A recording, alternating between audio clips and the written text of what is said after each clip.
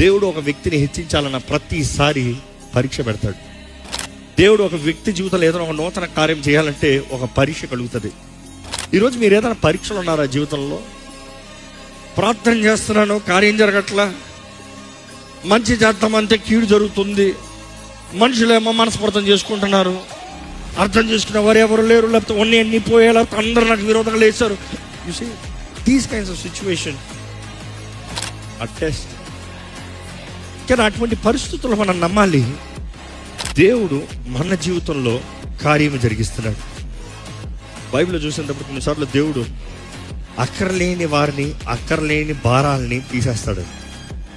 మానవ బుద్ధి ఎలా ఉంటుందంటే, నాకు అందరూ ఉండాలి, నాకు అందరూ కావాలి. వాక్యం చూసినప్పుడు దేవుడు అందరూ పెట్టడు. ఏర్పరచబడిన వారు separate. These people are separate. You can't have everybody all the time. Not possible. దేవుడు నీ జీవితంలో ఒక గురి పెట్టాడన్నప్పుడు యు ఆర్ లిమిటెడ్. దేవుడు నీ జీవితంలో ఒక గమ్యం, ఒక గొప్ప గమ్యం పెట్టాడన్నప్పుడు you are limited. You can't have. లోకంలో అందరూ సుఖంగా లేరా? అందరు పార్టీలు చేసుకుంటా లేరా? అందరు తిని తాగి అందరూ ఆనందిస్తలేదా? నేను విశ్వాసం, నేను ఎందుకు ఇవ్వమంటారు? God is put you on a purpose. ఒక గురి ఉంది, ఒక గమ్యం ఉంది.